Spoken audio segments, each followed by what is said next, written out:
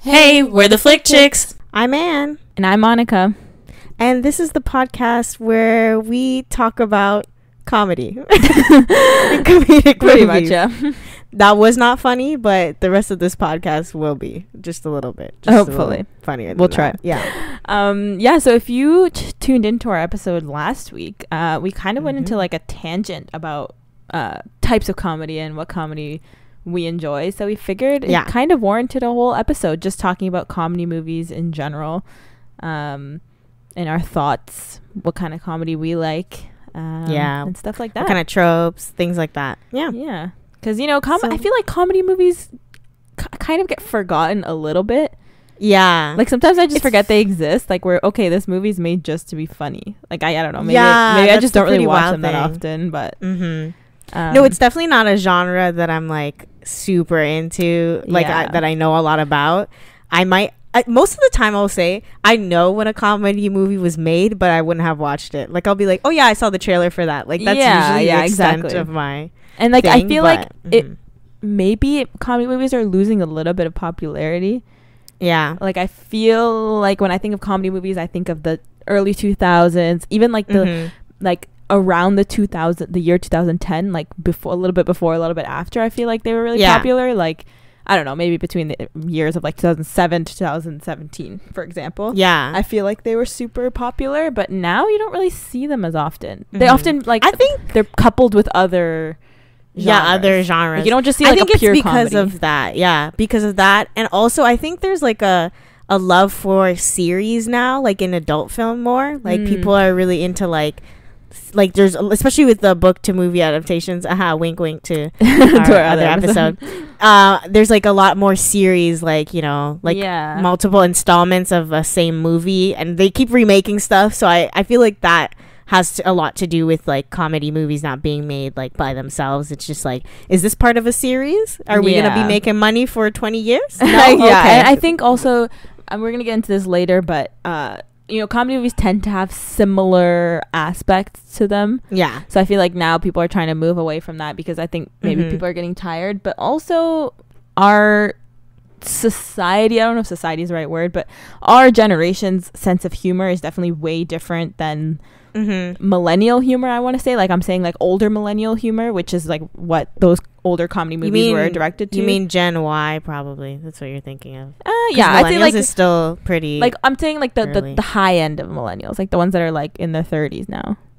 You know what I'm saying? Oh, okay, sure. I think like those comedy movies from like the 2000, like late 2000s, that kind of era, that's kind of who they were directed to. But I feel like people haven't really figured out what our generation, like kind of late what generation are we? We're not millennials, are we? I don't know. We're the I generation, or the whatever, Generation Z, I guess. Yeah. It's a conversation whether 1999 is included in whatever. That's but our like I'm gonna say Generation Z, but I feel like they're trying to figure out still what Generation Z's humor really is, because I don't think the older comedy movies can fly. But anyways, we'll get into that after. But first, what are we gonna do, Anne? We are going to talk about the first type. I would say like the type that freaking started the entire thing. Just comedy at its like the basic purest form, I guess. Yeah, which is slapstick comedy. Which in case people don't know, like obviously we want to educate our viewers. Yes, exactly. So it's a style of humor involving exaggerated physical activity. So, you know, think of freaking Roadrunner and like what is it, the anvil, whatever they call that, falling on his head. Wait, Coyote. What did I just say? What did I say? Is it Coyote in Roadrunner? Yeah. And the thing, what is the thing that would fall on him? Isn't it? Oh, it's like that. I don't know what it's called. That like heavy thing, right? Yeah, that metal. I don't even know what that is. I thought it was called anvil, but now I'm insecure about it. I have no idea, but that thing, that huge metal thing that would fall on him, you know, and you know, people tripping, falling on, people hurting on bananas, hurting themselves. It also includes like physical comedy, so not necessarily like people getting hurt, but just think like Jim Carrey, like, you know, really exaggerated weird facial expressions and like just the movement of the body in strange ways, things like that. but it's usually violence, intentional or unintentional. And just a little note, all of the kind of genres or comedy tropes that we're gonna go through today, a lot of them overlap each other, because I feel like comedy movies don't have very clear cut, you know, sections. Like they pull from so many different ones, but there's definitely, you know, trends that you see. Yes. But slapstick is definitely like one of the base genres of comedy, I would say. Yeah. It's pretty, it's like, it's obviously, it's usually associated with children, because it is pretty, like, you know, like, it's universal. You don't really need, even the dialogue isn't important if you're watching it because I mean, at the end of the day, like, you're gonna chuckle if you see some dude falling on his face, you know? You're like, ah, ha, ha, ha. And I've been thinking about it ever since our episode last week. By the way, go listen to it. We got into a pretty good discussion about comedy and stuff like that. And I've been thinking, because last week I couldn't really figure out what my type of comedy is. I do think slapstick is my type of comedy, now that I'm noticing that now when you said, oh, like, I don't. Yeah, I think you were naming a couple movies that you do like, and I was like, none of those are dark humor at all. Yeah, I think like, if I want to laugh, like, if I'm watching something and I want to laugh and I want to find something super funny, I think I'm gonna go for something slapstick. I think maybe that's just, like, as a kid, that's what I watched, and to this day, like, if I'm watching a video and some dude just, like, randomly falls over, like, trips, I don't know, I will burst out laughing. I think it's funny in real life more. But for me personally, on the screen, it just doesn't translate. Like, I'm like, that makes sense. I prefer physical comedy over violent comedy. I don't know how to say that nicely, but just like, I do think facial expressions are funny. That does make me laugh. Or like, you know, walking weird. Like, we've even talked about, this is really, I'm gonna go back. She's the Man, when when Channing Tatum is like talking on the phone in a certain scene, his physical comedy in that scene kills me. Just the entire movie, the physical comedy is funny. No, that I agree on. I don't always go for like the super, like, people like people literally getting like blown up type of thing, but I definitely think that's like slapstick physical comedy is definitely my like, I'm just looking at the examples we have here. Like, I'll just go to the first one, like Home Alone. To this day, like, I find Home Alone hilarious.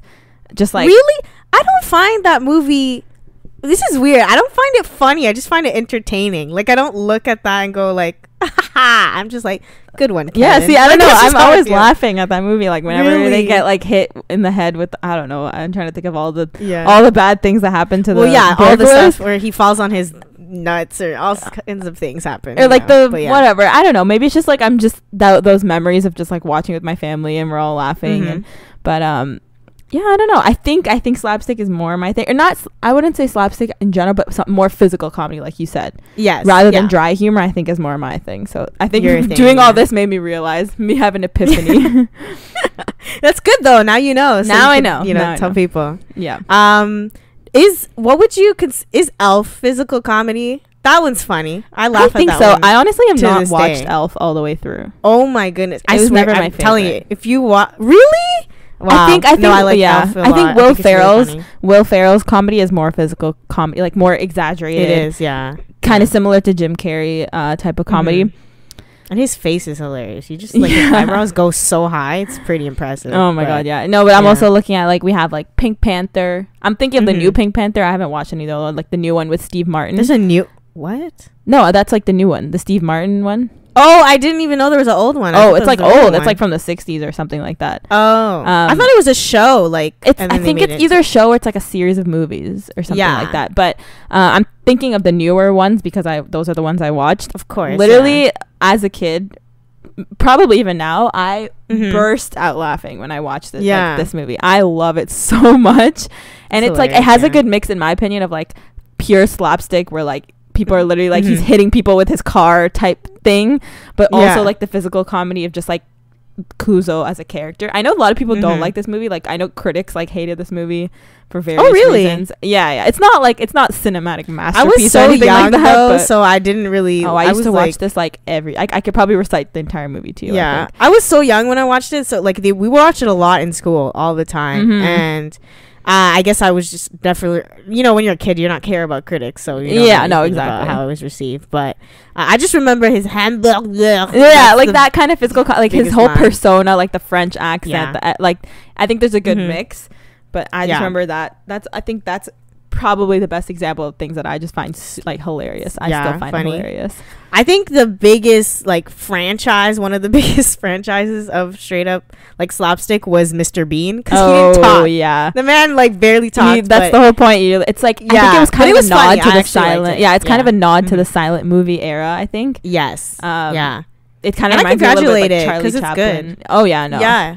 I love Mr. Bean growing up. It's still to this Atkinson, now, whatever his name is. Rowan Atkinson, yeah. Now I feel like I can't really watch it as much because I get really bad secondhand embarrassment when I watch it. I don't know why. I'm like one of those people that just gets like really bad secondhand embarrassment anytime anyone does anything. But I just remember like I used to find that hilarious. I think I get it from my dad. My dad loves like slapstick comedy things, so that's what I grew up watching, and I feel like that's just what kind of resonated with me, I guess. With you. No, it's good. Different perspective, because it's like definitely, at least for me, it's like one of the lowest. Like I'm like, oh, okay, yeah. But it's not the lowest, because I found out, because I used to think, we'll get on that. We'll talk about it later. But I used to think slapstick was included another category of comedy. But when I found out what that sector was, I was like, oh, that one is my least favorite. And we I think I know which one you're talking about. But exactly, we've been badly naming. Sorry to slapstick comedy. I've been like tearing you down when it wasn't even your your territory yet. Yeah, but okay. I think we can go to the second category. Yeah. So again, this can kind of overlap into different ones, but one very notable type of comedy is buddy comedy. So usually it'll be like 2, maybe 3, but usually 2 main characters, and usually they have some kind of like partnership, and then they go on adventures and do things. A lot of the time the point of their partnership is like they're complete opposites of each other. So I'm thinking like 21 Jump Street, you have like the kind of nerdy dude, and then the super hot whatever. You see that a lot.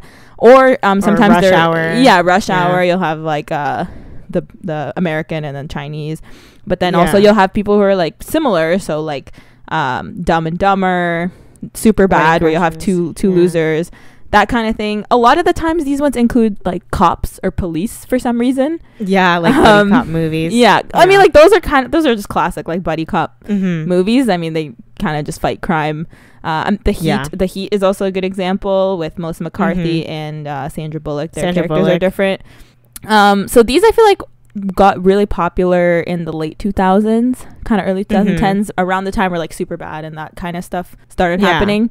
But it's been, like you said, it's been happening for a long time. Like, like Bad Boys is another example of that. Like, it's like it's an easy formula and it works. Like, I think it always works. Fault it. Yeah, because it's like you can always put people in a strange situation, 2 people in a strange situation, and also having less amount of characters is usually better for writers, because you don't have to you just develop those 2 main characters, exactly. And I think because if you have one, it's kind of boring sometimes, but if you have too many, then it's like you can't keep track. So 2 is usually very good. And I think the thing with comedy movies too is if you want to get as many laughs, I guess, as possible within that 1 hour time frame. Like, you're not thinking of like a series where you don't have to be constantly funny all the time, but you have a short time frame to work with, so you need to like get the laughs out. And I think when you have like 2 people especially who are like complete opposites of each other, like funny shit's gonna happen, exactly. It's hilarious. I think I don't know. I feel like they've been trying to make new buddy comedy movies recently. Like, I'm thinking of the recent like Dwayne The Rock Johnson and Kevin Hart movies, but I don't think they've been doing that well. I can't think of a really recent buddy comedy. There was one. It was like, I don't know what's his name. I should have to look that up. But there was one where it was the guy who played Andy Bernard in like The Office. What's his name? If you saw it, Ed Helms. Okay. He did a movie with and he was in The Hangover. That's what he's really popular for.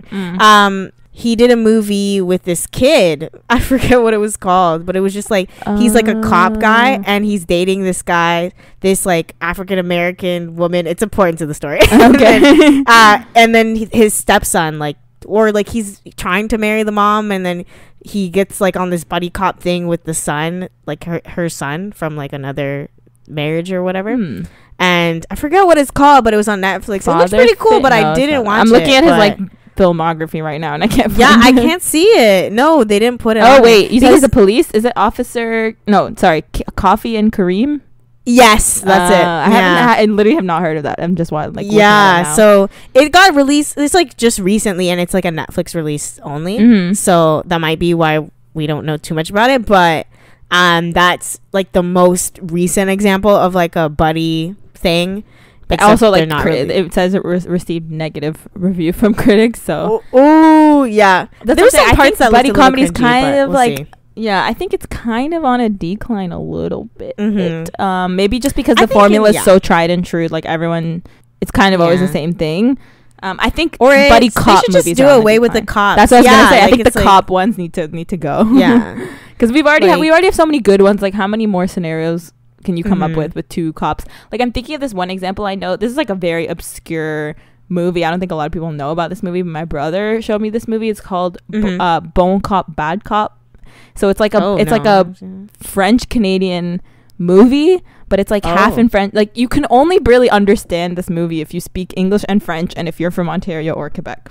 Like it's like a very specific target niche audience. Yeah. But it's honestly freaking hilarious. It's like this one cop from Quebec and then this one cop from Ontario, and then they're trying to like it basically. I'll just explain the premise because it's actually like kind of genius. It's like somebody got murdered on the border sign, like literally the sign that says welcome to Quebec, and whenever he got like he's murdered on top of it, so he's half in Ontario, half in Quebec, so they have to like work together to solve this crime. I thought that was pretty like hilarious, but it just sucks that it's like such a niche audience. But that was also an older movie. I think it's like from like 2010 or 2012 or something like that. I see. I just feel like I need to bring that one up. I love that movie. well those are a couple. I don't know. Yeah, they're not my favorites either. They do also rely a lot on slapstick comedy. That's what they do too. Still. So that's why they're still not. They're not gonna pierce me through. Some of them are fun though. It's like it's fun. That's the right word to use. It's just like a fun movie. Yeah. And I think critics are a little too mean sometimes. The comedy movies. I think they are too. I'm like, this is not supposed to be some artsy fartsy, like introspective movie. Like it's supposed to be even ridiculous. Sometimes when they do that, it's a little too much. Yeah, it's just like I don't try to make something that I know it's not. So how do you feel about like 21 Jump Street? Did you like that? So funny enough, I've never watched it. What? I know. That's like a classic buddy. That's like it ticks all the boxes. It literally is buddy comedy, slapstick, like. All the stuff, everything. I don't know. I feel like when it came out, I didn't, but I put it on my list because it's on Netflix, so I'm gonna do it. But I've never watched it. I know people say it, and I've heard it a lot. I've never gotten around to it. It's just one of those movies where I'm like, I think it's one of the better ones, like as of late. Like it's a pretty recent one. But that was a really good one. No, my favorite, like I would say. I could even say this. I don't know because I don't like that many comedy movies, but Rush Hour. Oh, Rush Hour is a good one. My favorite, like top. Rush Hour 2 actually. I was gonna say I actually like Rush Hour 2 and 3. I'm pretty sure. I think I like the third one too. The third one's pretty good, but the second one was like the best. Like I was like, huh? Like sequel is better. I only recently watched them because our friend Gabby loves those movies, and she like finally got around to making me watch them. And I just no way, I love Chris Tucker, it's the best. Jackie Chan, like they're so good. The man is hilarious. I love the whole like playing off of like one is serious, one's not, and like Chris Tucker's voice. It just sounds like it's like very physical like that's a good example of physical comedy. Like his expression, his voice is just like really fun. Exactly. He's hilarious. They're making a new one. Did you hear? I'm pretty sure there's a new one coming out. Rush Hour 4. With who though? The same people. No, shut up. I'm pretty sure. Wait, let me look it up. They better. Oh my gosh! Are you telling me that Rona is stalling Rush Hour 4 for me right now? Are you kidding? Wait, hold on. I just looked at the first thing that comes up is Jackie Chan says Rush Hour 4 isn't happening. Oh, days after Chris Tucker said the sequel was in the works. Man, that was like a year ago though, so I think things have changed. I don't know. Okay, I'll have to do some research. We'll pray that that's real. Okay. I don't see anything recent, so let me would be roll back. I mean, I wouldn't see anything recent about any kind of projects right now. That's true, but I mean, all the articles I found were from 2019. So. Oh yikes! Yeah. I don't know. Anyways, that's weird. That is weird. Well, I guess we can move on to the third category, y'all, which is road trip comedies. Yes, it is. These are kind of like a classic in my opinion. I feel like they've kind of gone through the test of time. Yeah, I feel like every movie has that this element in it. A little bit, yeah. Even the buddy cops are still usually going somewhere. That's like The Heat. I'm thinking of The Heat. I feel like they traveled a lot in that movie. But yeah, I feel like it's a pretty like easy premise for a comedy movie. Like, okay, you have this group of people. They need to go somewhere, and then the whole thing is like their adventures. You know, getting to that place, I guess. So like some of the ones I can think of are like We're the Millers, right? You know, with that whole family, girls trip, the whole Vacation, National Lampoon's Vacation, and the new Vacation movies, and Vacation, just a Vacation movie, stuff. I even put that like a lot of romantic comedies have taken on that trope too. So I put like The Other Woman kind of works for that, because it's like 3 women find out their man is cheating on them with them. Does that make sense? And then they like travel. I forgot why they travel, but they just went on a road trip to go like bust him or something, because for some reason he was like elsewhere. I don't know. I don't really remember. I watched that movie in theaters, but I don't really remember what it's about. It was like 3 girls were getting cheated on. One of them was like his wife, but like he had like 2 girlfriends or whatever. And he said he was going on a work trip, but then he was actually going to find his like 3rd or 4th girl over there. So they all went on a trip to like bust him. It was pretty weird, but it was all right. Like Are You There? Are We There Yet? That kind of thing. Yes, like, these ones tend to revolve around family or RV. I'm pretty sure RV. That's a good one too. You know RV with Robin Williams, right? I haven't seen it, but I used to watch that as a kid. It's like I'm pretty sure it's like Robin Williams and his family. They're just in a big RV. Like I don't think they like sell their house. Probably not. But I think they just decide one day to like go on this huge trip in an RV.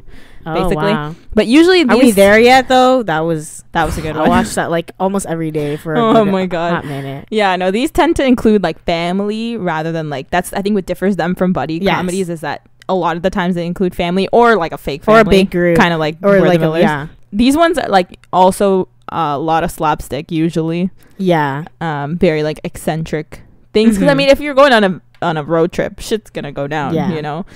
For sure. Apparently. Which but like I wrote here like funny. A lot of the times these ones used to be kind of male centric a little bit, like it used to either be a family or like there'd always be like the head of the household guy. But I think with movies like Girls Trip and stuff like that, women are kind of getting into this genre a little bit more. A lot more, I would say like Girls Trip, Rough Night, which was like some people said was just a ripoff of Girls Trip. Those are examples of like people just being elsewhere and then just creating havoc. That's exactly. I don't know, like I don't know how this genre is gonna kind of move forward, because I feel like at one point it's a very specific genre, road trip comedy. So I feel like I'm interested to see what they're gonna do, because I think if they try to start doing the same thing, people are gonna get tired of it. Like I want to see something different, I think, from this genre. Also, this may be like premature, but I don't know, I feel like a little bit with technology and this like people not necessarily needing to actually do road trips as much. Like I don't know, I think it's not as common in senses other than family, right?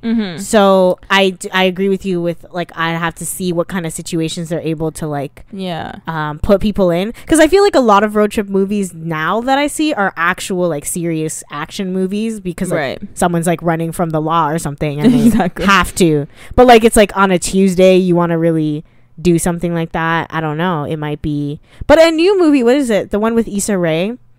The Lovebirds. That's a new movie where I think I heard about that one. It got released on Netflix like just last week, where it's like this couple is involved in a murder like by accident, and it looks really funny. I do want to watch it, but that could be an example of something that's like comedic, but like that makes sense why they would need to like run away, because it's like the cops I think because now it's kind of not a trend, but the whole idea of like living in like a van or like living off grid is becoming more popular. So I kind of want to see that kind of in a road trip, like people who either like I don't know, the movie could start out by this family, for example, that's like, okay, we're selling our house, we're moving into like a van or something, or like a bus. I think a bus would be really fun, but and then they like, you know, set off to like they're not really going anywhere per se, but they're just like now living in a car. I'd like to see that. Yeah, they want to be hippy dippy. That could be funny. I think that could be funny movie. Like maybe they have like kids and they're like, our kids are too spoiled, we need to like fix it. Yeah, maybe something like that.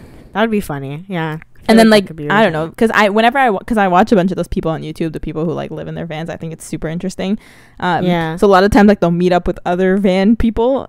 But I feel like it'd be fun because those type of like van people, like when they go, it's like it's not just a road trip, like they're going places. Like they go from like, you know, the top of like North America all the way to the bottom type of thing. For sure. So I'd like, you could literally put them in situations in like so many different countries. So I think that could be pretty interesting. Yeah, that could be. Could be. They should. Someone, Hollywood people, if you're watching this, take my idea, but pay me for it. Exactly. Give me credit. Copyright. Yeah, exactly. But yeah, no. Now, the next category would be parody movies. I would also put this in my least favorite. Yeah, I was gonna say these are like kind of the bottom of the barrel in my opinion. Yeah, like movies. It feels like a overstretched skit to me. That's just how I feel. Like I feel like it's funny like on YouTube, like a little. I was gonna say I think parodies work better in like short form, so like on YouTube or like I don't know, Saturday Night Live like sketches. Yeah, but like a whole movie. I've never some examples. Scary movie, vampires suck. I don't even know the epic movie, disaster. I've never even. These are like old ones that I remember as a kid. It's like epic movie and disaster movie are those ones that like include parodies of a whole bunch of movies all in one. So epic movie I think was it was like Charlie and the Chocolate Factory, Narnia, Da Vinci Code, like all of those all together. Jeez, it's a mess. I watched like this is a story, but I watched this in theaters I think when I was like 8 or 7. What? Because I think because my parents didn't know what, I think at the time when we watched it was not rated, right? So my parents like didn't really know. They didn't really watch the trailer, but my brother wanted to go see it, so they took all of us to go see it, and it's like super inappropriate, obviously. Like it's I would imagine it got rated R after, so pretty much like I was that young when I watched a rated R movie. But I just don't understand how nobody questioned it when we walked into the theaters. Wouldn't they be like, hey, you know this is rated R by the way? It was not rated at the time. It was not rated at the time. Yeah, but like I don't know, the person working at the theater didn't question the fact that like this little girl was about to go watch this movie, I guess. But I mean, I guess usually they do give a disclaimer. They just go like, oh, by the way, that movie's pretty. That's what I'm saying. Nobody questioned it, I guess, because I went and watched it, and I still like have it. It's still ingrained into my brain, the shit that I saw during that movie. But no, I don't think I've ever seen like an actually good parody movie. Maybe like scary movies can get pretty funny, but I don't know, those movies where they like parody a whole bunch of movies all at once can kind of get a little annoying. I think what doesn't make it as funny is the fact that it's like so loudly saying it's a parody movie. Like I think it's more clever when a movie is just a movie, but then it is parodying. I don't know if that's word. Parodying? Parodizing. Parodying. Kind of like more like satire a little bit. Not satire is just better. Yeah, like, you know, I feel like that's more clever. It's more nuanced, so it's like if you get it, you get it. Like if you're inside the joke, you're inside the joke. And I prefer that. Kind of like Shrek a little bit. Yeah, you know how Shrek is kind of meant to be a satire of like typical fairy tale. Yes. For sure. Disney almost like movies, but it's not like a so straight is up parody. Enchanted too, for example. A little bit. Well, Enchanted is by Disney, so it's kind of like but it's like in the movie it does make fun of itself. Like it's like you're gonna marry a guy you literally just met, and it's just like true love. Like what do you mean? And, you know, things like that. Like that's more subtle and normal. Yeah. That's why I think Shrek did a good job, because Shrek it's funny because it's not even made by Disney, but they kind of just like took all the Disney like tropes and kind of flipped them on their head type of thing, because it wasn't like, it's based on a children's book, but obviously the book has nothing to do with, like, it's very loosely based, so like it was meant to kind of be a satire of like, but it's not in your face like, okay, this is a parody of like a Disney movie. I like those. Like it's still like its own thing. Like it's still a cute movie. Like I don't it's subtle. Like it's subtle where you like you catch little references and you're like, oh, that's funny. I think I prefer subtlety over loud. I feel like that's the theme, just basically because like physical comedy is kind of loud too. I prefer like like, did you get it? And I'm like tongue-in-cheek kind of thing. Yeah, exactly. Yeah, that's what I'm saying. I think parody movies are pretty bottom of the barrel. I haven't ever heard or seen a one that's like actually good. But exactly. Yeah. Throw them away. Anyway, just enough. It's okay. Exactly. We don't need that. Okay. Black comedy, also known as dark comedy, same thing. I don't know why I said that, but just for other people who might not know the definition too. This is dry, deadpan humor, which is a deliberate display of emotional neutrality or no emotion to like contrast the ridiculous of the subject matter. That's a lot of words, but basically when a person does something super ironic or like crazy, but they're not really registering how wild that is. So you know, it can also kind of be like finding humor where there's like little subtle humor in situations that are super serious, like this is not supposed to be funny, but it's like kind of like it's kind of haha, like that's funny. It usually points the finger at society or whatever is happening in a way like, this is how most people react to a situation, and we're gonna do the exact opposite, or we're gonna, you know, make fun of something that's, you know, maybe, you know, teeters, but if it's done well, it's amazing. So this genre is gaining a lot of traction. It is. It's becoming super popular, especially with like Oscars and like award shows. Like they're really going for these dark comedy movies. Some examples. I think it's go ahead. Nope, you go. I think it's kind of a revolt against, because cancel culture is the complete opposite of that, I would say.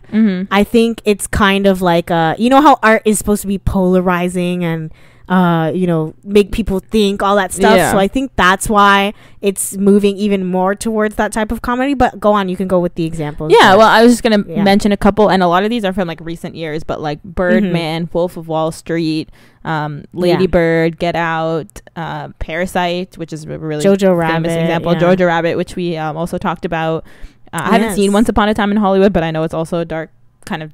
Me neither, I haven't seen it. But yeah, it's basically like, if you think, for example, of like Get Out, it's like kind of making comedy out of, you know, this racism and, you know, this very drastic example of like, well, I don't know if it's drastic, who knows, that stuff could have happened. Very well could have happened. But this like super serious issue of this, you know, black man who feels really unsafe basically, but it's like it kind of like, there's tongue-in-cheek humor and stuff like that.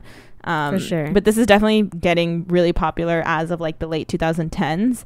And it's like kind of like, because I think people want to move away from like the super serious drama, like they want to add in that dry humor, a little bit of like entertainment kind of. And it's definitely involved in a lot of genre mixing. I mean, you see this a lot in like action, comedy, drama. Like when you look up these movies, they'll probably say it's a comedy drama, but I think that's like code word for black comedy type of thing, where it's like it's a drama, but then they're gonna include a little bit of comedy, and you're like, oh my god, I really shouldn't be laughing right now, this is super serious.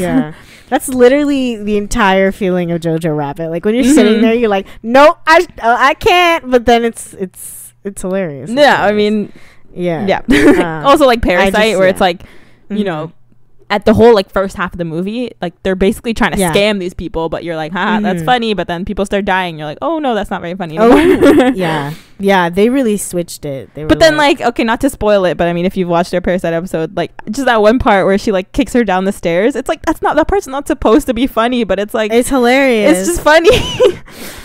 She was like, boop. I think it's because of the music too, because it was like literally, oh my goodness. And I guess to me, I didn't actually register that, okay, spoiler alert again, that she was gonna die from that. Like I was like, oh yeah, exactly, a little shove down the stairs. It's like any other moment I would have been like, oh.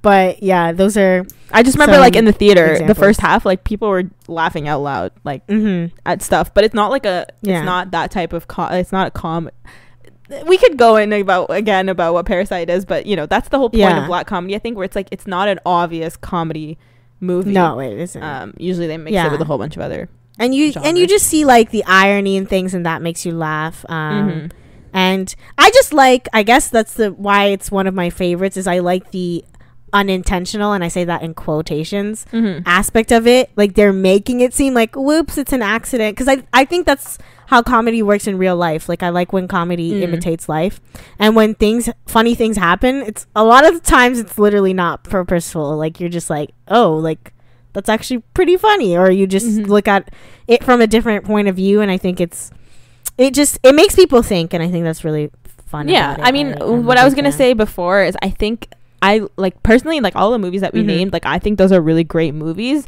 But it's not something I go for if I want to laugh type of thing. You know what I mean? The type of dry humor, like even if we go into TV shows too, like stuff like The Office, like I don't think they're bad shows, but if I'm really looking for something to make me laugh, it's just not my personal thing. Like I appreciate these movies like for what they are, which is like a good like movie, like a good piece of like cinema or whatever. But I won't go for these in terms of like laughing. Like if I really want to if I just want to like, you know, just laugh and like forget about things for a second, I won't really go and watch like Get Out. You know what I mean? No, I see what you're saying. But I guess to me, it's just like the difference is just entertainment, I guess, with the slapstick. Sense. I'm like, don't want to spend time. Like, I just feel it's a little too theatrical or a little bit too out there for me to be like, yes. Yeah. Or especially, I guess, after a second time, like, I'm probably, like, because the element of surprise is gone, right? Exactly. So I was gonna say, like, usually you watch them once and then you kind of, except for Pink Panther, I don't know why it never gets old to me. I don't like that would be for me. Elf would be that equivalent. Like I'm like, oh my gosh, he's buying a bra for his dad. Like you know, that's how silly I like see it. So that's an equivalent. But I totally get what you're saying. But I think it's just a matter of taste, I guess. Yeah. But yeah, for sure. I think some people you can't go wrong with Pink Panther. You just can't. Yeah. Okay. Now into I think me and Monica's least, like we can agree this is like trash to me. Like I literally I don't know if it's more trash than parody for people. I don't know if it's more trash than parody in my opinion. Because what I'll give these movies is that they do tend to be like more liked amongst people. Like everyone hates parody movies. Like nobody likes parody movies. That's true. At least I know I can watch the other ones. That's what I'm saying. But I just no. But I don't. So okay, what we're talking about. The problem is they make more of these ones than the other ones, so that's why I have to hate them more. But go on. So actually, like I didn't even think about this category. Like I didn't really know it existed, kind of, until I read. I was looking up like different types of comedy, and I was like, oh, that's what those type of movies are called. But they're called gross out comedies. Or like the professional name is ribaldry or blue comedy. They also call them those names, which is pretty. But basically, like they're comedies that kind of rely on like super gross, but also like sometimes sexual. Like it's very raunchy, but not in a sexual good way. In a gross way. Yeah, I was gonna say not in a good way, but like in a gross way. So movies like American Pie, The Hangover, Bridesmaids, Jackass. I put in this one example just because I could think of it, but that kids movie, How to Eat Fried Worms, pretty much that's true. Like textbook example of this. Like it tries to make you laugh by showing you like gross things. Yes. And, like it's just if you're doing it for kids, sure. But like movies like American Pie and stuff like that, I've never liked. I don't find the humor in like super gross things. Why am I gonna find funny that this man jacked off in a cup and then someone else drinks it? Like how is that funny? No, I don't like it. Explain this to me. Yeah, but these like were super popular in early 2000s and stuff like that. But actually, when I was looking up gross comedy, all I got was all these articles saying that like gross comedy is on a decline. Like people aren't liking it anymore, which I think makes a lot of sense because like nobody likes that. You know, like you can't just rely on like disgusting things. Like who are we? Are we like 12-year-old boys being like, oh, I'm not 12. Someone poops in their pants. Well, move, keep pushing. Like that part in the Bridesmaids. Like honestly, I didn't mind Bridesmaids as a movie. No, the part where like, Bridesmaid is not. Yeah, but the part where they're all like have diarrhea, I did not find that funny. I was like, okay, so like, and like that's the weirdest thing because so many people point that out as the funniest scene in the movie. No, I never found that scene funny at all. Are you kidding me? Please no. Please no. That's what I'm saying. Like I'm glad those are behind us because I don't need that. Yes. Well, actually, I kind of watched one recently.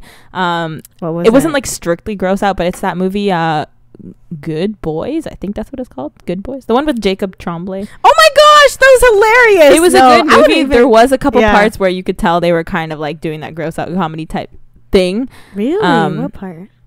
Like, you know, like when they get on like the sex swing or like, oh, you know, I guess, yeah. But that's because it wasn't like super gross. It wasn't like super gross, but you could see the kind of homage to that time. But I like that one though. It was pretty good. No, I think it was really well done. None of it was cringy though. Like when I think of blue comedy, I think of the grossest situations. Yeah, that's true. Why? Yeah, like, you know, versus like them being on a sex swing. It's hilarious. Maybe gross, but it's funny. They don't do anything too weird, you know. Yeah, that's what I'm saying. That one wasn't like super. That's the only one I can think of recently that kind of has elements that are similar, but you could tell, like, you know, recent gross out movies aren't really being made. Yeah, Good Boys is so funny. Oh my gosh, was pretty funny. I watched it in theaters and I laughed pretty hard.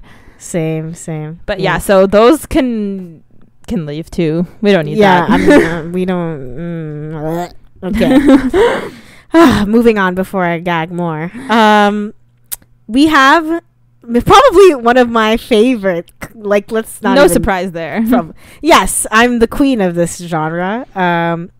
Romantic comedies. Tale as old as time. Romantic comedies, I mean, honestly, like, they date back to like the Shakespearean era. Yes. Romantic comedy's always been a thing.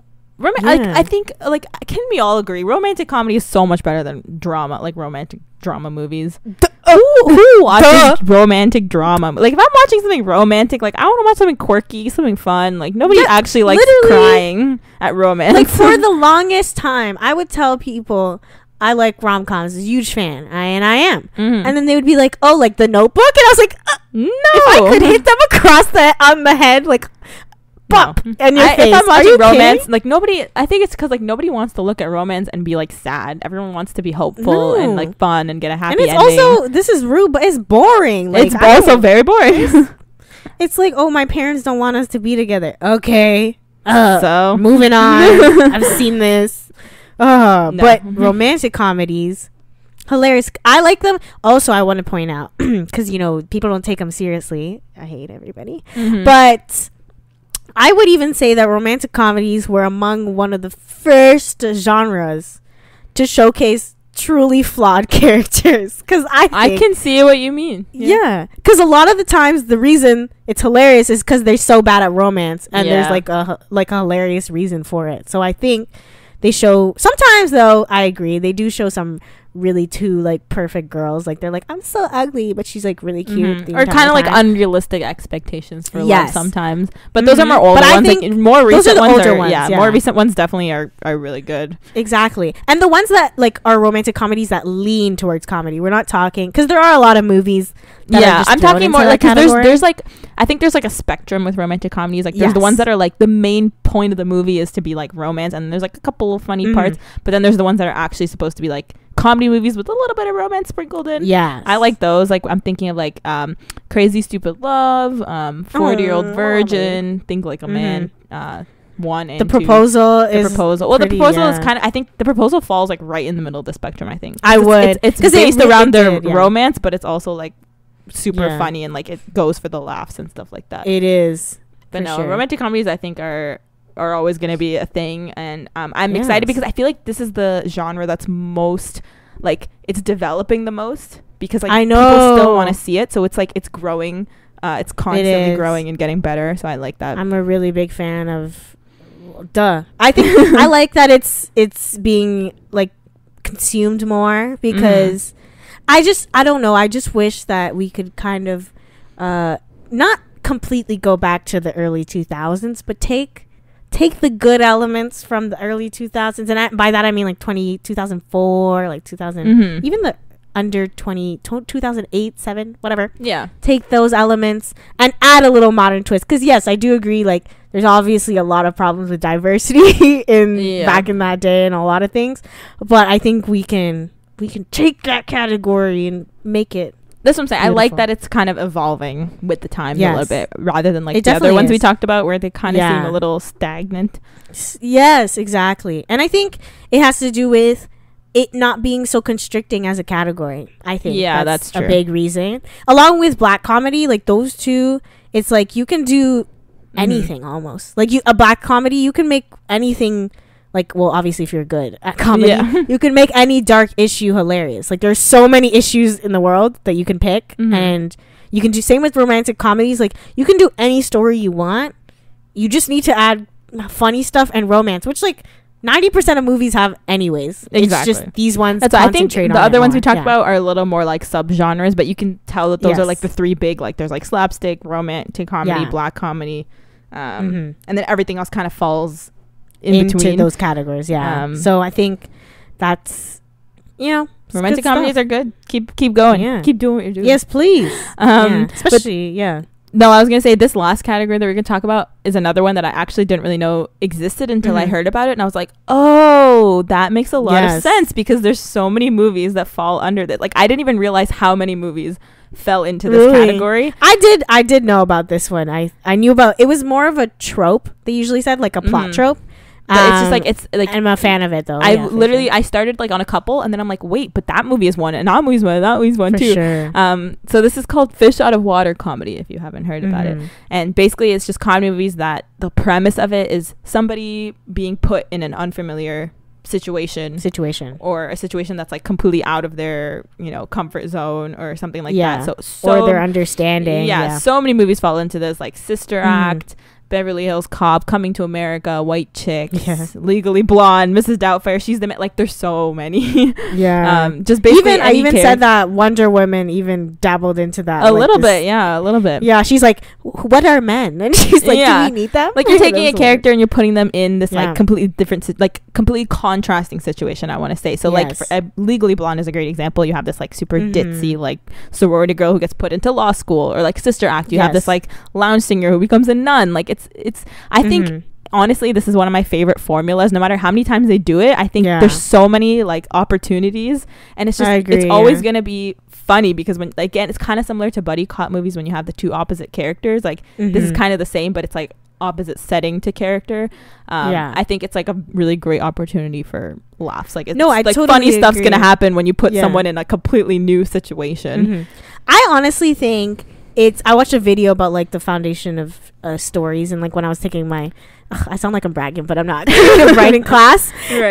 They talked about like the foundation of like 99% of stories is like someone was doing something, as they always do, until this happened, and then they had to do this, and then because of that something else happened, and then blah blah blah blah. That's how it goes. So it's like any story is the result of somebody having a normal, and that normal being completely like changed, whether it be small or big, but it's a foundation of a story. So this takes it like, in a comedic sense, as in like, let's put someone in a situation that they would never be in, other than and see how they this like circumstance, and how they navigate it. Even there's a movie called It's a Boy Girl Thing, where it's like literally this boy and this girl neighbor, they like hate each other, and then their bodies switch, like they get their bodies, so then he ends up being a girl and she's a boy, and they have to like he has to teach her how to I don't even know how to say this. The dude in the girl's body has to teach the girl in the dude's body to play football, because he's like going to college, and if she messes a lot of things, it's pretty funny. I think they're always like good. I think this one is another one that kind of like transcends across all eras. Like, I think it's still people are still making it now, because like I said, if you like, you wouldn't, when you think of like, for example, the movie Sister Act, and then you think of the movie I don't know, like Mrs. Doubtfire or Legally Blonde, like, you don't immediately think they're the same movie, but then you can kind of see how they have similar aspects to it. So it's like, even if they keep doing this trope, they're not going to feel like the same movie over and over again, like you would with a buddy comedy or something like that, because you can think of like a million different situations where somebody is like getting put in this unfamiliar situation. And I think it would be cheap to like discount them for being like, oh, it's the same thing. It's like every story, like we just different shit's gonna happen every time, literally. Like enemies to lovers, how many times is that done? Like 10 billion times, but like in different situations it works, and people like, I think people are afraid of the cliche, and I think cliches, you should embrace the cliche, challenge the cliche, take the cliche and then make it better. do that. Exactly. What's wrong with something that works, my friend? If it ain't broke, don't fix it. I know. Just give it a different situation, and like as long as it's not, like exactly the same copy, I'm not gonna knock you for that. I don't believe in knocking for cliches. I think exactly. You learn from them. But yeah, those were our main categories. Okay, so in terms of social media, there's a rise of cancel culture, right? As in looking back at what people maybe used to say and used to do, and holding them accountable for it, and sometimes canceling them if they do not, so looking back at a couple of movies, there's a lot of movies back then that used to have jokes that wouldn't fly today, or that are considered offensive, racist, raunchy, whatever you want to call them. So I guess the whole thing to ask is, will comedy movies be able to translate to people like now as it does, as other movies can? Because if you watch an action movie, you can usually like forgive a lot of the things that maybe weren't cool, right? But comedy is based on what people find funny, which is ever evolving. So do we think that maybe like this whole our generation, like, is that gonna affect how we see comedy movies going forward, just like comedy movies that we've seen before, just in general? And does it maybe limit comedy? Like, do we think, some people think that comedy shouldn't even listen to what society says because it's supposed to be like removed, or if you will, or like challenge people's thoughts. So just a little thought on that. I think like in terms of, I don't personally agree with the whole comedy needs to be completely removed from societal norms or whatever, because I think, I'm a strong believer in, if you can't make a joke that's not like racist or offensive or whatever, like if you don't have any jokes that are funny that just are not racist or whatever, like I think you're just not really funny in general. Like if you have to rely on that all the time, you're probably not really that funny anyways. And like the problem too is like, who's really laughing at that? You know what I mean? Because it's like before, you kind of, you don't have to really think about including everyone, but now it's like you have to have it in your mind that like, okay, you're making this racist joke, or like I'm thinking, for example, if you wanted to do the same kind of comedy movies as now, the same kind of jokes, you have to think, okay, I'm making this joke and all these people are going to see these movies, but who out of those people is actually going to laugh? Because chances are you're going to offend like a lot of the people, right? Yeah. So it's like, it's not really worth it now, in my opinion, because it's like, not even just for like, oh, you're going to get backlash, but it's like, you have to think about how people are going to feel too. Like, you're not going to be successful if you're just insulting everybody. You know what I mean? I think I have a little bit of a different approach. I'm kind of like, let everything happen, and then how do I say that without like kind of let them make the joke, and then if they want to get backlash, then they'll get backlash. Yes, exactly. So I feel like that a little bit. Yeah, I feel like a lot of people say like freedom of speech, blah, blah, blah, blah. Freedom of speech is not freedom of consequences, my friend. And that's what I always say. Yeah. So it's like, you can make that joke, but if people are gonna come after you, like, that's not my business, Exactly. Like, it's because and I think the reason, honestly 99% of the time, if a joke is made and it's like about maybe a sensitive topic or something like that, and people get backlash, it's because it wasn't funny. That's it. I literally think if it's funny, people will let it go. Like, they'll be like, like, I see you, like, especially in terms of like, maybe not comedy movies. I still think they have to watch out more than like maybe a stand-up comedian, because I think that's a little different. Like, stand-up is like playing off the crowd, or sometimes they're literally talking about their own experience. So it's like, for example, Ali Wong makes Asian jokes, but she's literally that's like her experience. That's what her experience. But that's like, if a white dude is going up and he's just making a whole set about making racist jokes about other people, at that point it's like, where's your versatility? Like, it needs to be, that can't be your only thing. Like, can't be your gimmick. Like, I've seen I'm thinking of an example of like that one dude, for the life of me I don't remember his name, and I honestly don't really care, but this one dude that was supposed to be a new cast member on SNL, and it came out that like he did like a little like I don't know if it was like a podcast or something, like recently. It was like a month before. Oh, and he said, and he was making all these like jokes Planet about, of like, the Apes. No, I don't know. He was making all these jokes about like Chinese people, pretty much. Oh, never mind. Like he was saying stuff. Why are there so many racists that I have to go through? Oh my god! And like you could tell, it was not really supposed to be funny. Like he was literally just using that time to be racist. But then after tried to be all like, no, well that's just a joke. That was just the comedy. Like why are you trying to censor my comedy or whatever? And it's like, bro, you literally were like yelling, being like, Chinese people, like their food is so like there's so much MSG in it. And then he was like using racial slurs and stuff like that. And I'm like, okay, that's not comedy, bro. Like you're not funny. Oh dang. Nobody found that funny. Yeah. No, there was another guy who was saying like there were like a bunch of black people in a park. I don't remember what that was the joke, and he was like, oh, like Planet of the Apes, and people were like, and that was on a podcast too. That's what I'm saying. There's so many. That's what I'm saying. Like why when you look at it, you can't say comedy as a whole. You have to like acknowledge that some people probably shouldn't be saying some things.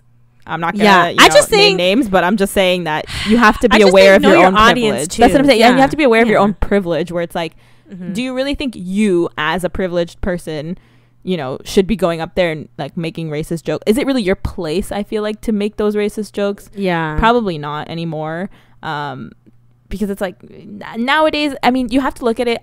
I hate people that are like, oh, well, can't we go back to the old days where people weren't so sensitive or whatever? I don't think it's about being sensitive and not being sensitive. I think it's just shifting. Like the comedy is just shifting. People aren't really finding that stuff funny anymore, but they're finding other things funny. It's not like now all of a sudden nothing's funny. There's still lots of funny things out there. It's just now it's different. I don't know. I guess those people are like, oh, they're sensitive, and it's like, yeah, well, they have every right to be. Is it no, but like exactly that's what I'm saying. If I'm sensitive, I just won't give my dollars. Like, am I supposed to pay for a movie I'm gonna find offensive? Like, exactly. I again, like I said, let them say it. It's just like I'm just not gonna subscribe to it. Like, I don't find it like funny. Don't be mad. Like, say it, but don't be mad when people start, you know, dragging you. That's like I just.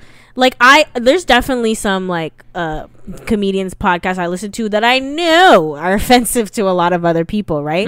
But those people are just not listening to the podcast, and you don't hear that. And then like if someone came up to you and said, "Oh, and that thing you're listening to is super offensive," you're not gonna be like, "No, it's not. Don't be sensitive." It's like, you have to be like, "Yeah, it is."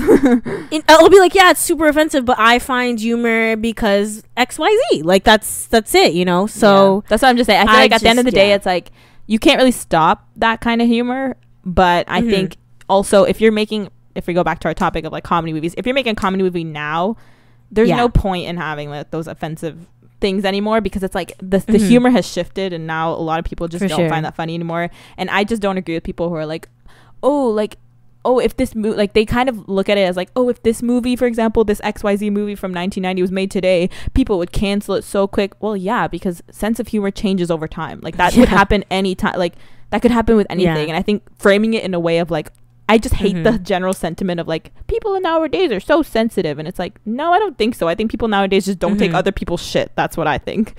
You know, like people aren't afraid to like speak up and be like, that's kind of stupid, you know? I do think there is like this mob mentality maybe they're seeing on like social media. I think that kind of gets blown up a little bit on social media. It does because it's like it's just Twitter people. Yeah, like the problem with social media is like you see opinions from everybody all at the same time. So it seems like it's this big thing, but that's just because you're looking at it on this platform that kind of congregates everybody. So it's bound to happen anyways. Like most people are not thinking what they're thinking. Like, you know, when they go like, sometimes I hate this is okay, we're totally going off topic, but I hate when they go like the so-and-so community is mad about this, and like they'll be like let's say Black Twitter says something, and it's like 5 like black users said one thing, and then they're gonna be like, oh, the black community is upset about it, and I'm like, where? That's like, what I'm saying. I think like people are like, oh, like looking at it too simply, where it's like, oh, just because a bunch of also Twitter's one platform. Twitter doesn't even have the fraction of users that Instagram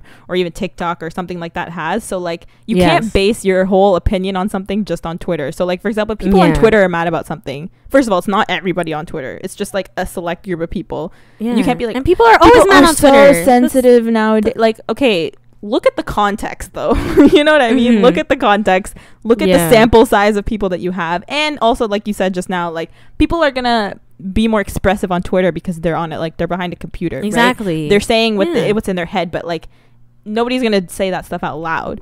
But it's like, that's like saying, oh, everyone's evil now because you get like troll comments. Like, it's like those are like the weirdos who live in their mom's basement. Like, you know, there's a lot of people who are not like that. Not always. There's like some, but that's what I'm saying. But I think also, like, if you're saying racist stuff online, you can't complain when people come and yell at you, because it's like, you know, that you know, like I said, freedom of speech doesn't mean freedom of consequences. Like, you have every right to be racist the same way people have every right to come and call you stupid for being racist, you know what I mean? Exactly. So, and then, like, it's just like they'll come in after and be like, oh my god, cancel culture. Like, I was literally just reading a tweet about this today, where this one lady just did something racist. It was stupid, and then, like, people started being like, yo lady, that's fucking racist, and like she had maybe like 50 replies, and she's like, 2 minutes later, like, oh my god, cancel culture is so stupid for every little thing, whatever. It's like, so are you just saying that because you don't like the fact that people called you out for being racist, or do you genuinely think cancel culture is a problem? Because those are two different things here. If you want to talk about like someone who actually lost their job, okay, maybe, but if you got 50 replies on Twitter, that's not you being canceled. saying that's just people rightfully calling you out for being racist. Like, I don't know what to tell you. But anyways, that's a little off topic. But I guess we are off topic, but just overall, I guess what we're saying is we're excited to see what they come up with. Yeah, and I think just accept the fact that comedy has shifted. Like, if you look at it in like a bitter way and be like, oh, comedy back then, you like, nobody cared back then, we used to say whatever we want. Like, if you look at it like that, you're just making yourself miserable for no reason. Like, watch those movies if you want to watch them. Go ahead, no one's gonna stop you. That's what I'm saying. But just you have the freedom to do what you want. But just accept the fact that that's just not the majority is changing now, and that's gonna happen with anything's gonna shift, and you have to be able to adapt, or else, sorry, but no one's gonna watch your shit. Or if you have a niche audience, good power to you. Good for you. Do your thing, just don't bother me. All right, guys, thank you for listening to this episode. I hope you liked it. We hope you'll subscribe. Yes, give us a good rating, thumbs up. You know, even if you thumbs down, you could tell us why you thumbs down. You know, don't thumbs down just because you disagree. That's it. Give us a thumbs up and then tell us why you disagree. Thumbs up and be like, liked it because I didn't agree. And I'll be like, oh, okay, all right. Also, follow us on Instagram at FlickChicksPod. Yes, indeed. That's pretty much it. And then we'll catch you guys next week for another movie review. Roasting. So, bye. Catch you later.